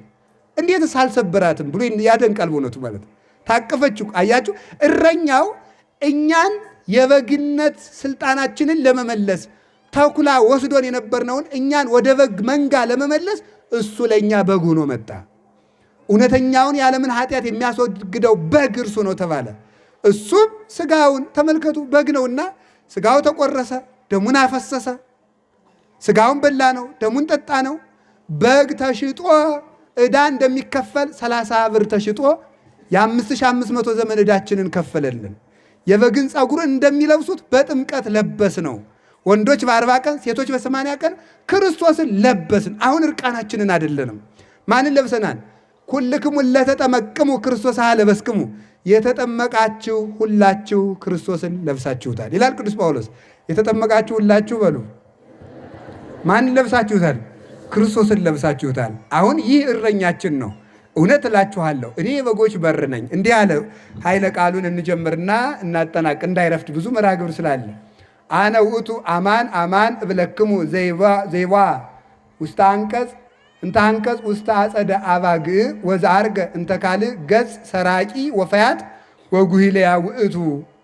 እውነት እውነት እላችኋለሁ ወደ በጎች በረት በበር በኩል የማይገባ በመስኮት የሚገባ እርሱ ሌባ ነው። ስሙ እንግዲህ እንዳትረሱ፣ እንደው በሞት ይዣችኋለሁ። ወደ በጎች በረት በበር በኩል የማይገባ በመስኮት የሚገባ ይህ ሌባ ነው ይላል። ወኖላዊሰ ውስተ አንቀጽ ይበጉ፣ እረኛ ግን በበር በኩል ይገባል። ወአፃዊኒ ያርኅዎ ሎቱ፣ የበጎች በረኛው ጠባቂ የበረቱ ጠባቂም ከፍቶ ግባ ይለዋል፣ ይገባል። በጎቹንስ ምን ያደርጋቸዋል? ያውቃቸዋል። ወይፄውዖን በበአስማቲሆን፣ በጎቹንም በየስማቸው ይጠራቸዋል። በጎቹም ያውቁታል ማለት ነው። ወያወፅኦን ወያወፍሮን፣ አውጥቶም ያሰማራቸዋል። በጎቹን አውጥቶ ያሰማራል። ከዚያስ ምን ይላል ተመልከቱ። ወምድረ አውፈሮን የሐውር ቅርብ ይሆን፣ አሰማርቷቸው ፊት ለፊት ይሄድላቸዋል። ወአባግዕሁኒ ይተለዋሁ፣ በጎቹም ይከተሉታል። እስመ ያአምራ ቃሎ፣ ቃሉን ያውቁለታልና። የማን የእረኛቸውን በግ ያውቃሉ። ይህ በእስራኤል የበግ ጥበቃ ጌታ በሆነ ምሳሌ ነው እንጂ ባልሆነ ምሳሌ ስለማያስተምር የሙሴ በጎችን ምሳሌ አድርጎ አስተምሯል ይላሉ ሊቃውንቱ። የሙሴ በጎች ሙሴ በግ ሲጠብቅ በጎችን ሲጠብቅ የዮቶርን በጎች ሲጠብቅ በትሩን ይተክላል። እዚያ በኋላ ምን ያደርጋቸዋል? በትሩን ሲተክልላቸው ይሄዱና ይጠጣሉ ውሃ። ከዚህ ጠጡ ማለቱ ነው ብለው ሳር ሲያገኝ ይተክልላቸዋል፣ ይለቅማሉ። በትሩን ሲያነሳት ደግሞ እንሂድ ማለቱ ነው ብለው ይከተሉታል። እረኞች ፊት ፊት ይሄዳሉ፣ በጎች ይከተላሉ። ይሄ የእስራኤል በግ አጠባበቅ ነው። በእኛ ሀገር ደግሞ እረኛ ከኋላ በግ ወደፊት ማለት ነው። በእኛ ሀገር እንደዚያ ነው፣ መንዳት ነው ማለት ነው። በዚያ ግን ምን ማለት ነው? መምራት ነው። በዚያ ይመራሉ ማለት ነው። እረኛው ከፊት ከፊት ከፊት እየሆነ ይመራቸዋል፣ ያሳያቸዋል ማለት። እዚህ ሳር አለ፣ እዚህ ውሃ አለ፣ የለም በዚህ ተኩል አለ፣ ተመለሱ እያለ ይጠብቃቸዋል። እረኛ በግ ሲጠብቅ የሚያደርጋቸው ቅደም ተከተሎች አሉ። ከጫካ ያወጣል። ከምን ያወጣል? አይዟችሁ በሉ። በመንገድ ይመራል። ያዙ እንዳትረሱ። በምን ይመራል? በመንገድ ይመራል። በመንገድ መርቶ ደግሞ ምን ያደርጋል? ከጠራ ውሃ ከለመለመ ሳር ያደርሳል። ከምን ያደርሳል? ከጠራ ውሃ ከለመለመ ሳር ያደርጋል። ይመግባል፣ ያለቅማል። ከዚያ በኋላ ምን ያደርጋል? በተራራ ያሰማራል። እስኪ በተራራ ያሰማራል ብሉ። በተራራ ያሰማራል። አሰማርቶ ደግሞ ምን ያደርጋል? በአማጋ ያስመሻል። ይህ ለከተማ ሰው አይገባም። አማጋ ማለት ጓሮ በሉት፣ ችግር የለም።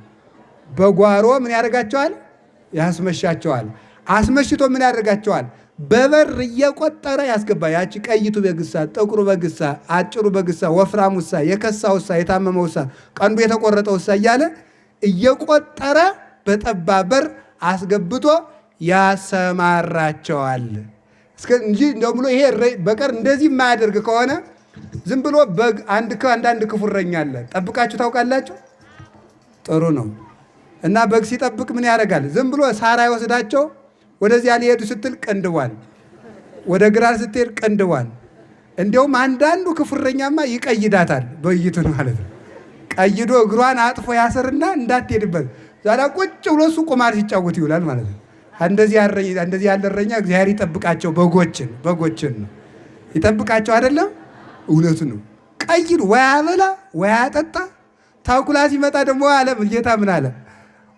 ተመልከቱ ወሶበ ይሬይ ተኩላ እንዘ ይመጽእ ይላል። ተመልከቱ ተኩላ ሲመጣ ደግሞ ባየ ጊዜ ምን ያደርጋል? ተመልከቱ ያድጎን ተመልከቱ በጎቹን ወይ ጎይ በጎችን ጥሏቸው ምን ያደርግ? ትቷቸው ይሸሻል ይላል። ተመልከቱ እስመ ኢኮና አባግዕ ዘዚአሁ በጎቹ ስላልሆኑ ተቀጣሪ ስለሆነ ጥሏቸው፣ ይሄ ሞኝ እረኛ ጥሏቸው ይሸሻል ይላል።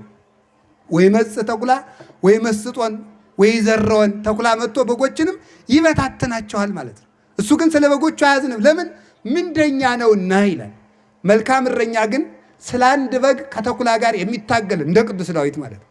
ከተኩላ ጋር ታግሎ ተኩላውን በጡጫ ብሎ የሚጠብቅ የለመለመ ሳር የጠራ ውሃ ምን የሚያደርግ የሚመግብ እንደገና እሳ ደግሞ የተሰበረውን የሚጠግን ደግሞ ምን ያደርጋል? እንደው ጉንፋን የያዘው በግ ደግሞ ካለ ለሌሎቹ እንዳይተርፍ በሌላ ጋጥም ይዘጋ። እንደዚህ ያለ እረኛ ያስፈልጋል። ደግሞ በጉ ካበጠበት የሚያፈርጥ ከጎረበበት የሚልጥ ተኩሶ የሚፈውስ እንዲህ የሚያደርግ እረኛ ይባላል። ይህ እረኛ ራሱ መድኃኔ ዓለም ኢየሱስ ክርስቶስ ነው። ምን አደረገ እሱ? ከጫካ እንደማውጣት ከድንቁርና ከክደት ከሲኦል አወጣን። ከጫካ እንደማውጣት ማለት ነው። በመንገድ እንደመምራት ሃይማኖትን አስጨበጠን። ንዑ ትልኡኒ ኑ እኔን ተከተሉ አነ ውእቱ ፍኖተ ጽድቅ ወሕይወት እኔ የሕይወት መንገድ ነኝ ብሎ በሕይወት መንገድ መራን። አንሶስው እንዘ ብርሃን ብክሙ ብርሃን ሳልላችሁ ተመላለሱ ብሎ በዚያ መንገድ እሱ መራን። ከዚያ በኋላ ሰምና ከጠራ ውሃ ከለመለመ ሳር እንደማድረስ ምን አደረገ? ከጠራ ውሃ የለመለመ ሳር አድርሶ እንደመመገብ ስጋውን አበላን፣ ደሙን አጠጣን። በለመለመ ሳር እንደማሰማራት በቤተ ክርስቲያን አኖረን። ውስተ ብሔር ስዑር እየ ያሃድረኒ አለ ቅዱስ ዳዊት። በለመለመ መስክ ያሰማራኛል። የለመለመ መስክ ማለት ማን ነው? ቤተ ክርስቲያን ናት።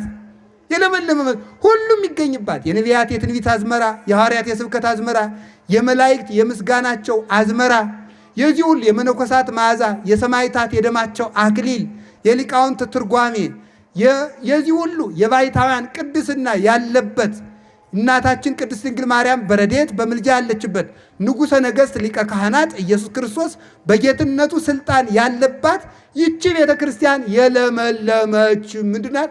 መስክ ትባላለች ማለት ነው። የለመለመች መስክ።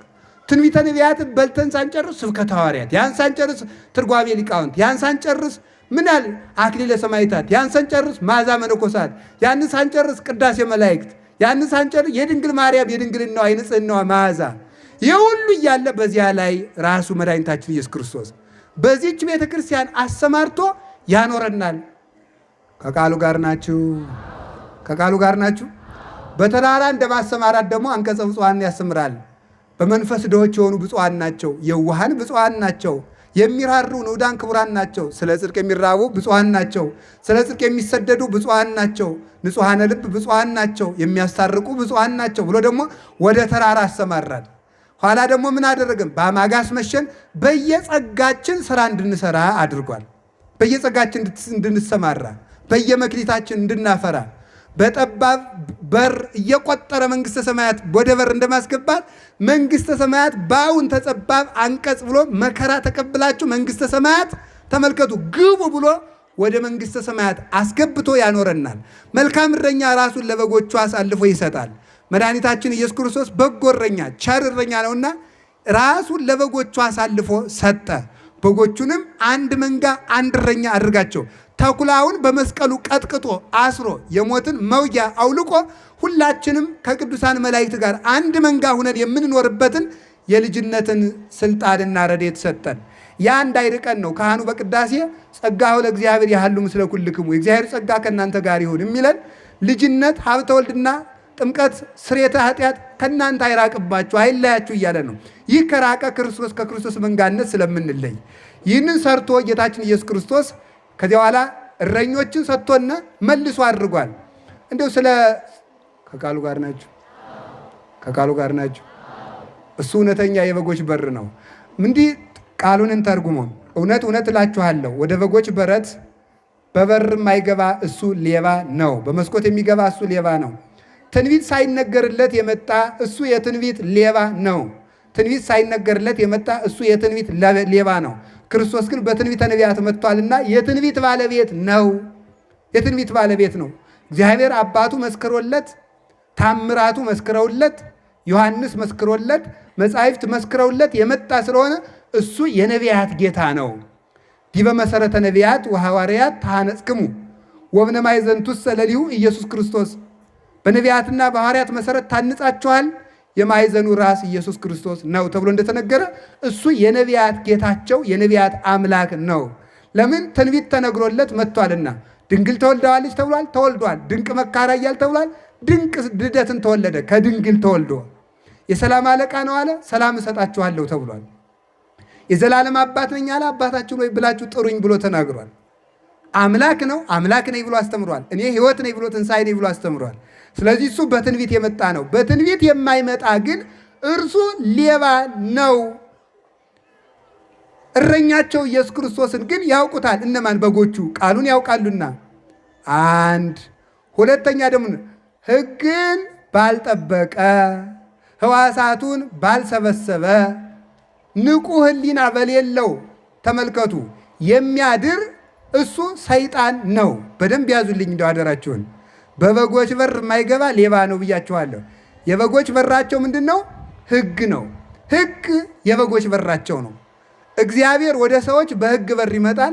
ሰዎች ወደ እግዚአብሔር በሕግ በር ይሄዳሉ። ስለዚህ ጌታችን ምን አለ? አማን አማን እብለክሙ ዘአቀበ ቃልየ፣ ቃሌን የጠበቀ ቢኖር አለ። ተመልከቱ፣ አነ አርእዮ ርእስየ፣ እኔ ራሴን አሳየዋለሁ ይላል። ቃሌን የጠበቀ ሰው ራሴን እገልጥለታለሁ። ስለዚህ ሕግ እግዚአብሔርን የምናይበት በር ነው ማለት ነው። ስለዚህ ሕግን ሽሮ የሚመጣ እሱ ምንድን ነው አለ? የሕግ ሌባ ነው። የሕግ ሌባ ነው። ሕግን ተመልከቱ፣ ሕግን በሚጠብቅ ሕዋሳቱን በሚሰበስብ አንደበቱን በገታ እጁን እግሩን በተቆጣጠረ በትጋት በማይኖር ቅድስና በሌለው ሰውነት የሚያድር እሱ ሰይጣን ነው። ለምን ይመቻል መስላችሁ? ይሄን ምነግራችሁ ሕግን ሳይጠብቅ ተመልከቱ፣ እጅ እግሩን ሳይሰበስብ ሆዱን ሳይቆጣጠር ነቢይ ነኝ ሲል ሌባ ነበሉት ማለት እኮ ነው። ሌባ ነበሉት አይደለም። አይ መንፈስ ቅዱስ አድሮብኛል፣ የለም የለም የለም። በዚያ የሚያድር ሰይጣን ነው። በመስኮት የሚገባ ሌባ ነው። መስኮት የተባለ ሕግን ሳይጠይቅ ሳይጠብቅ፣ ሕግን ሳይጠብቅ ክርስትና ሳይኖረው፣ ስነ ምግባር ሳይኖረው፣ ሕይወት ሳይኖረው ነቢይነትን መምህርነትን የሚሻ እሱ ሌባ ነው። አትቀበሉት። መንፈስ ቅዱስ አደረብኝ እንኳን ቢል በመስኮት የሚገባው ሌባ ነው አለ። በእንደዚህ ያለ ሰው የሚያድር ሌባው ሰይጣን ነው። ሰይጣን ያደረበት መንፈስ ቅዱስ እንዳይመስላችሁ እንዳትሰሙት ብሎ ለዚህ ሲነግረን ነው። እውነት እላችኋለሁ የሕግ በር እንዲያውም ሊቃውንቱ ሲተረጉም ይላሉ ሕግ የተባለ የእግዚአብሔር በር ነው ይሉና የሕግ በር በሕግ የሚገባ የተባለ እየሰራ የሚያስተምር መምህር ነው ተብሏል። እንግዲህ እኛንም እግዚአብሔር ያውጣል። ስለዚህ እየሰራ የሚያስተምር የሕግ ባለቤት ነው። ዋጻዊኒ ያርህዎ እየሰራ ለሚያስተምር መምህር መንፈስ ቅዱስ ምስጢር ይገልጥለታል። አጻዊ የተባለ መንፈስ ቅዱስ ነው ይላል። መንፈስ ቅዱስ ነው። እየሰራ ካላስተማረ ሕግ ሳያስጠብቅ መምህር ልሁን ቢል በጎቹም አይሰሙትም። ምዕመናን ጆሯቸውን አይሰጡም። ምዕመናንም ጆሯቸውን አይሰጡም። መንፈስ ቅዱስ ምስጢር አይገልጥለት። ውሸቱን ነው፣ ውሸቱን ነው። እንዳሰሙ እንደዚህ ያለውን ስርዓት የሚያስጥስ ቤተክርስቲያንን የሚያቃልል ሕገ እግዚአብሔርን እየጣሰ ነቢይ ነኝ በቅቻለሁ ተቀድሻለሁ ክርስቶስ ተገልጦልኛል ቢላችሁ እንዳሰቡት ሌባ ነው የገባበት። ሌባ ደግሞ ማን ነው? ሰይጣን ነው የገባበት። እንዲህ ያለውን ሰው አትስሙት ነው ያለ ጌታ የነገረን ማለት ነው። አሁን በዚህ ዘመን ሰው ምን ይላል? በየራሱ አባት መምህር መነኩሴ ባይታው ያከማችና ተው ስህተት ነው ሲባል አታደናግሩና ማንን እንመን እናንተ ይላል ደግሞ ማለት ነው። እንዲሁ እኮ አይድረስ ነው ማለት ነው። መዝኑ። ክርስቲያን ማለት የሚረባውን ከማይረባው ለይቶ የሚያውቅ ማለት ነው፣ ሌላ አይደለም። መመዘኛውን ይኸው ክርስቶስ ሰጠን። ሰውነቱን ያልጠበቀ ሰው መጥቶ በቅቻለሁ ካለ እንዳትቀበሉት። ሕግን እየተቃወመ እንዲህ ብያለሁ ካለ እንዳትቀበሉት። ይሄ ሊባ ነው። እኔ በእንደዚህ ያለ ሰው አላድርም ብሏል። በእንደዚህ ያለ ሰው አላድርበትም። በእንደዚህ ያለ ሰው የሚያድር ሰይጣን ነው ብሎ ነግሮናል። ብሉያትን ይዘው ሐዲሳትን የሚነቅፉ፣ ሐዲሳትን ይዘው ብሉያትን የሚነቅፉ፣ ምግባር ኑሯቸው ሃይማኖት የሌላቸው፣ ሃይማኖት ኑሯቸው ምግባር የሌላቸው በመስኮት የሚገቡ እነዚህ ሌቦች ናቸው። አላችሁ የላችሁም? እግዚአብሔር ከሁላችን ጋር ይሆን። ሌላ ደግሞ ምን ይላል መሰላችሁ? ከቃሉ ጋር ናችሁ። በበር የሚገባ ምንድን ነው? ተው እንጂ መምህር በሉ። በበር የሚገባ ምንድን ነው? በመስኮት የሚገባ ምንድን ነው? ያዙ በሉ ሲድገሙት። በመስኮት የሚገባ ምንድን ነው? በበር የሚገባ ምንድን ነው? በመስኮት የሚገባ ምንድን ነው? እየሰደባችሁ ነው መሰል በዚያው። በመስኮት የሚገባ ሌባ ከሆነ መስኮት ምንድን ነው? ሕግ አለመጠበቅ። እስኪ ሕግ አለመጠበቅ በሉ። ምክንያቱም ጌታ ዮሐንስ 14 ላይ ሕጌን ለሚጠብቅ ራሴን አሳየዋለሁ ስላለ ማለት ሕግ በር ነው። ሕግን ትቶ ከመጣ ሕግ ጥሶ ትንቢተ ነቢያትን፣ ስብከተ ሐዋርያትን፣ ስርዓተ ሊቃውንትን፣ ስርዓተ ቤተክርስቲያንን ጥሶ ከመጣ ይህ ሰው አባታችን መምህራችን ልንለው አንችልም።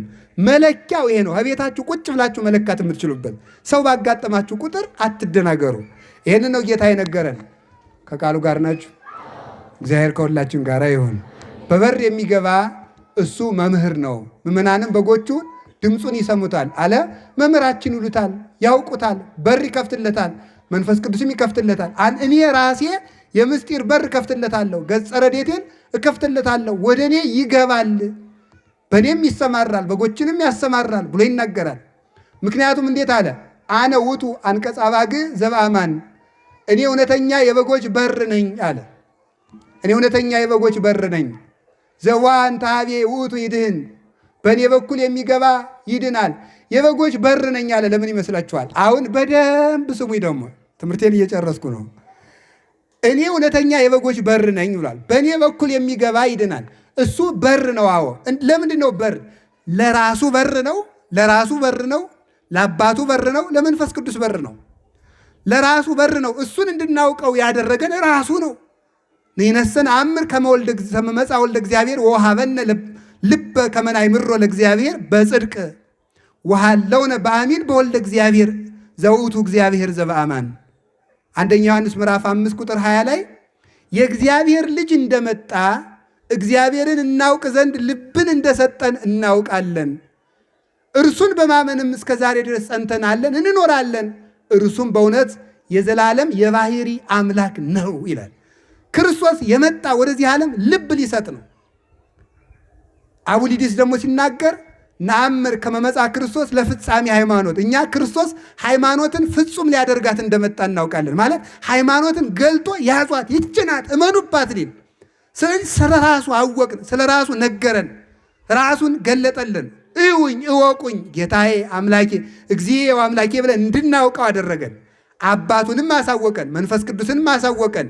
ፍኖት ለኀበ አቡሁ አንቀጽ ዘመንገለ ወላዲሁ፣ ወደ አባቱ የምንገባበት በር ተመልከቱ። ለአባቱ ወደ አባቱ የምንሄድበት በር ምልጃ አይደለም። ይሄ ስለ አባቱ ጌትነት የነገረን፣ ስለ አባቱ ሕልውና ያስተማረን፣ ስለ መንፈስ ቅዱስ ያስተማረን፣ በዕለተ ዓርብ ባቀረበው መስዋዕት ደግሞ ከራሱ ከአባቱ ከመንፈስ ቅዱስ ጋር ያስታረቀን፣ ራሱ ያስታረቀ ሊቀ ካህናት ከአባቱ ጋር ሁሉ ሁኖ ደግሞ የሚከራከርልን የሚቃወምልን ንጉሳችን መምህራችን እርሱ ነው። ስለዚህ ወደ አባቱ ያቀረበን ማለት በአባቱ ማመንን የሰጠን እሱ ወልድ ሆኖ ተገልጦ አብ ለማለት ያበቃል። መንፈስ ቅዱስን ሕይወት ለማለት ያበቃል። ከሦስቱ በልደት እንድንወለድ ያበቃል። መስዋዕት ሆኖ ወደ አባቱ ያቀረበን፣ ሃይማኖት ሆኖ አባቱን የገለጠልን እርሱ ነው። በእኔ በኩል ካልሆነ በስተቀር የሚድን የለም ማለቱ እኔን አምላክ ካላለ አባቴን አምላክ ማለት የሚችል የለም። እኔን የባሕሪ አምላክ ካላለ አባቴን የባሕሪ አምላክ ማለት የሚችል የለም። እኔን ፍጡር ካለ አባቴን ፍጡር ይላል። እኔን ያላከበረ አባቴን አያከብርም። እኔ መስዋዕት የሆንኩበትን የድነት ምስጢር አምኖ ካልተዋደ በስተቀር አባቴ ማረኝ ማለት የሚቻለው የለም ብሎ ይህንን በር ከፍቶ ሄደ። ከቃሉ ጋር ናችሁ? ትዝ ይላችሁ እንደሆነ ጌታችን ኢየሱስ ክርስቶስ 5500 ዘመን ተዘግቶ የነበረ አንድ በር ነበር። የጥምቀት ዕለት ከፈተው። ሰማይ ተከፈተ ይላል አይደል? ያ እኮ የቸርነቱ በር ነው። የቸርነቱን በር ከፈተልን። ይችን በር ይዘጋታል የሆነ ጊዜ። መቼ? ሲመጣ ከዚያ በኋላ ምሕረት ይከለከላል። ማቴዎስ 25 ላይ ሙሽራው መጣ በሩም ተዘጋ ይላል። እስከሚመጣ ድረስ ክፍት ነው። አሁን ንስሐ መግባት ይቻላል፣ መዳን ይቻላል። ዋርሃ ወለነ ኆኃተ ንስሐ ይላል ጎርጎርዮስ። የንስሐን በር ከፈተልን፣ በዚያ እንድንገባ አደረገን። ይችን በር በኃጢአት ዘጋናት፣ መጥቶ ከፈታት። አሁን እንገባለን። ከዚያ በኋላ ተመልከቱ ምንድን ነው ርኅው ዴዴከ ወአልቦ ዘይበው ይላል አረጋዊ መንፈሳዊ። የሚገባ የለም እንጂ በርህስ የተከፈተ ነበር ይላል። የሚገባ ጠፋ እንጂ አንተ በር ከፍተሃል። ቢዘጋብን በኃጢአት ብንዘጋው እንኳን በንስሐ እንድንገባ ከፍቶልናል። እሱ ይህንን በር ከፍቶ ሰጥቶናል። እኔ የበጎች በር ነኝ፣ በሱ የገቡ ሕይወትን ያገኛሉ፣ ወደ እሱ የገቡ ሁሉ ተጠልለው ይኖራሉ። አሁን እሱ በር ነው፣ እሱ ራሱ ደግሞ ሀገር ነው። ይገርማል። እሱ ራሱ እረኛ ነው። እሱ ሀገር ነው። ምጽናተ ቀጽርነ ነው። እሱ አምባ መጠጊያችን ነው። ተጠልለን የምንድንበት ራሱ በር ነው። ወደ እሱ እንገባለን። ራሱ መጠጊያችን ነው። ራሱ ደግሞ እረኛችን ነው። እሱ ይጠብቀናል። እሱ ያኖረናል። አይገርምም? እንዲሁም ሊቃውንቱ ምን ይላሉ? እኔ የህይወት መንገድ ነኝ የሚለውን ዮሐንስ 14 ሲተረጉሙ ወደ እግዚአብሔር መድረስ የሚቻለው በእግዚአብሔር ነው ይላሉ። እስኪ በሉ ወደ እግዚአብሔር መድረስ የሚቻለው በሉ በማን ነው? አንዳንድ ቀን እንዲህ ብላችሁ አታውቁም? አይ እኔ ኃጢአቴን ስላልጨረስኩ ቤተክርስቲያን አልመጣም የሚል ምዕመን አለ ማለት ነው።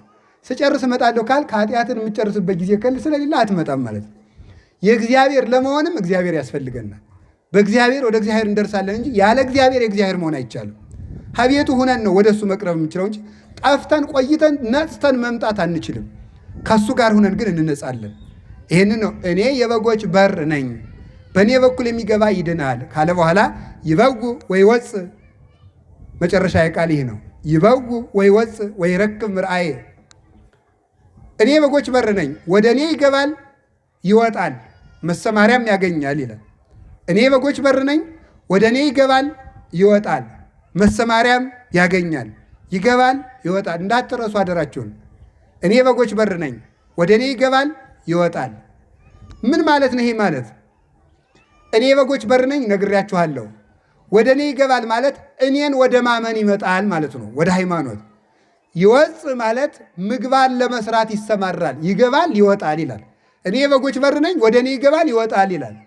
ይገባል በእሱ ያምናል፣ ይወጣል ወደ ምግባር ይሰማራል። ተመልከቱ፣ ወደ ምግባር ይሰማራል። ከዚያስ ወይ ረክብ ምርአዬ፣ ምግባር እሰራለሁ ሲል ደግሞ የመስቀል ሜዳ፣ የመስቀል እርሻ፣ የመከራ እርሻ ያገኛል ይላል። እኔ ነገርማ መሰማሪያም ያገኛል። በእኔ ያምናል። በእኔ ስላመነ እኔን ለማስደሰት ምግባር ልስራ ሲል ደግሞ የመስቀል እርሻ ገራይተ መስቀል ያጋጥመዋል። እንደነማን? እንደነ ቅዱስ ጊዮርጊስ ማለት ነው።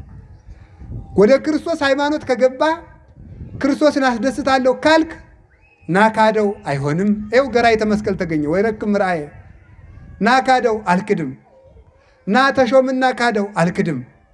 ገንዘብን ንቆ ክርስቶስን መውደድ መስቀል ነው። ና ለስጋ የሚመች ዝሙትና ቅርብልህና ክርስቶስን ካደው አልክድም። ስጋን ተቋቁሞ ክርስቶስን መከተል መስቀል ነው።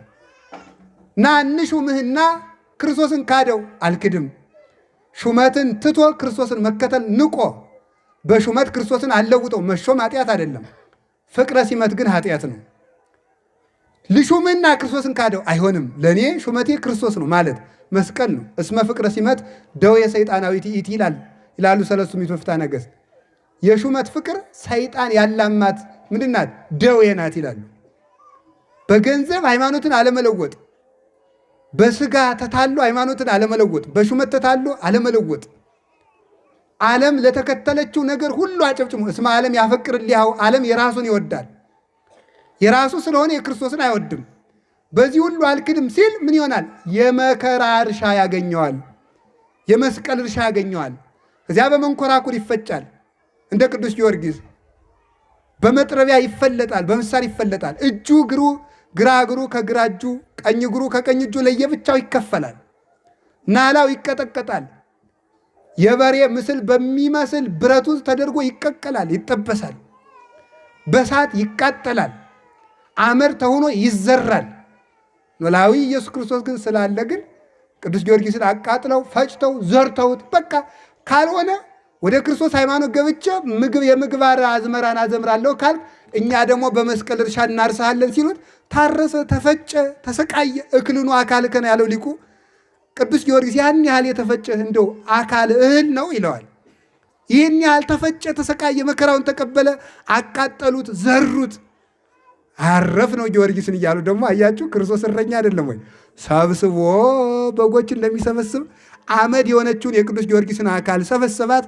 ወታደሮቹ እንግዲህ ጊዮርጊስ የሚባል ሰው አንሰማም፣ ተመስገን አረፍ ነው እያሉ ዝሮ ሲመጡ ቆዩኛ አብረን እንሂድ እያለ በኋላቸው ከች ማን አንተ? የልዳው ጊዮርጊስ የገሊላው ጊዮርጊስ ቅድም አልበተንህም? አንተ ሙሰ ዘረው ክሙኒ ወእግዚአብሔር አምላኬ አንሳኒ፣ እናንተ በተናችሁኝ ፈጣሪ የሰበሰበኝ አለችው። እንዲህ ለሚያደርግ ክርስቶስ ፍቅሩን ሲያዩ ይታመኑለታል፣ ፍቅሩን ሲያዩ ይታመኑለታል። ለዚህ መከራ ያገኛሉ። በእኔ በኩል እኔ የበጎች በር ነኝ፣ ወደ እኔ ይገባል ሊማር። እስቲ ሊማር በሉ። ይወጣል ሊያስተምር። ከመግባትና ከመውጣት ማን ቀደመ?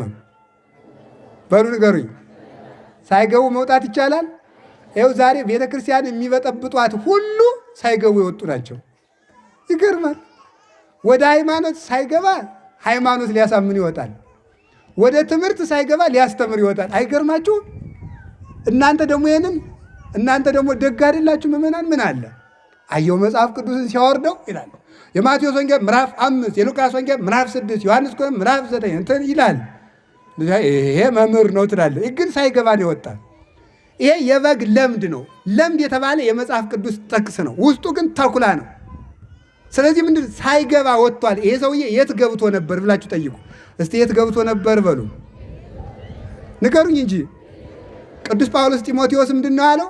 ሃይማኖትን ጠብቅ ምንድን አለ? እስመ ተአምር ከመ እምኀበ መኑ ተምህርከ፣ ከማን እንደተማርክ ታውቃለህና የተረዳኸውን ነገር ጠብቀህ ኑር ይላል።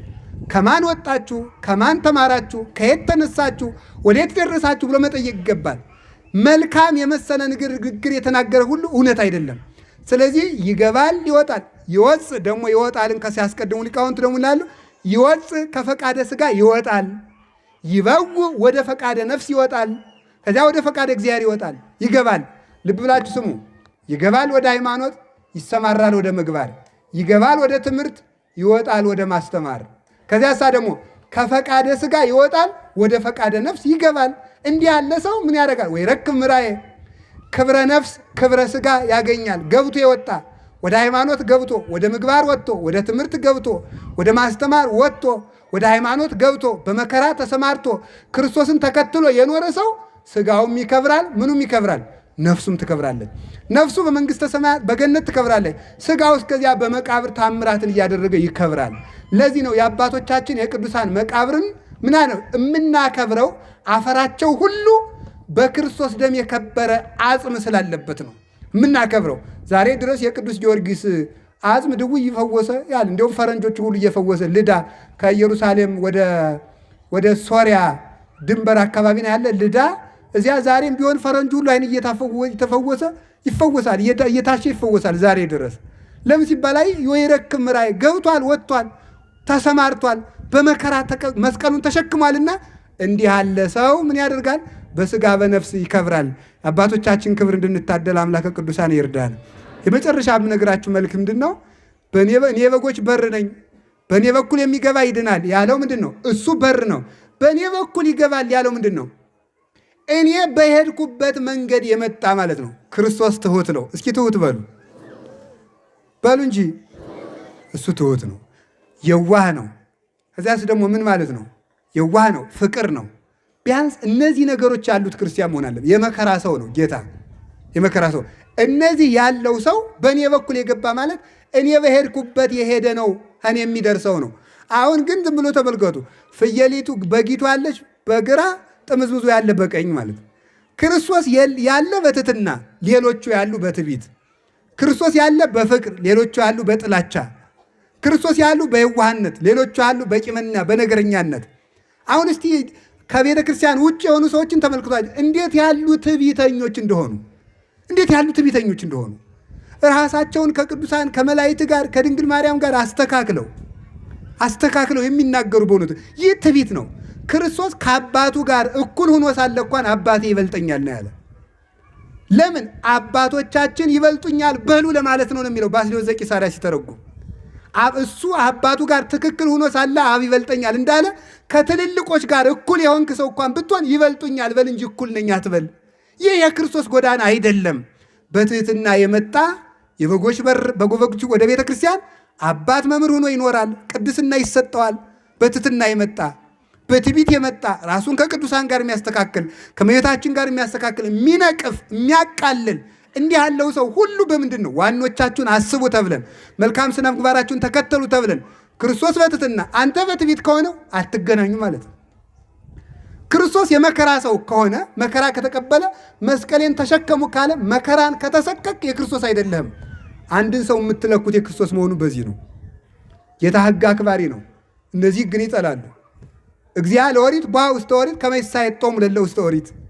የኦሪት ጌታ ወደ ኦሪት ገባ በኦሪት መርገም የተያዙትን ያድናቸው ዘንድ። ክርስቶስ ሕግን ሰርቷል፣ ሕግ ፈጽሟል። ሕግን የሚያቃልል የበጎች በረት ውስጥ ቤተ ክርስቲያን ውስጥ የለም፣ ርስት የለውም። ትሕትና የሌለውና ቅዱሳንን የሚነቅፍ የክርስቶስ መንገድ አይደለውም። ጭምትነትና እርጋታ የሌለው ለመናገር የዘገየ ለትምህርት የዘገየ ለመናገር የፈጠነ እንደዚህ ያለው ሰው ማለት ነው። ኮኑ ምንድነው ያለው? ጉንዱየ ለነቢብ ተመልከቱ፣ ወፍጡነ ለሰሚ ያዕቆብ ምዕራፍ 1 ቁጥር 19 ላይ ለማዳመጥ የፈጠናችሁ ለመናገር የዘገያችሁ ሁኑ ነው ያለ። ለማዳመጥ ሳይሰሙ የሚናገሩ ናቸው። አሁን መምህር ተብለው ቤተክርስቲያንን የሚንዷት ሁሉ ሌሎች ከኛ ቤተክርስቲያን ውጭ የሆኑት ብዙዎቹ ክፉ ሆነው ቤተክርስቲያንን ተኩላ የሚወስዱት እነዚህ ሁሉ ሳይሰሙ የሚናገሩ ጭምትነት የሌለ እሱ ፈሪሳውያን እንኳን ቅዱስ የተቀደሰን ሰው ፈሪሳውያንን እንኳን አይነቅፍም ነበረ።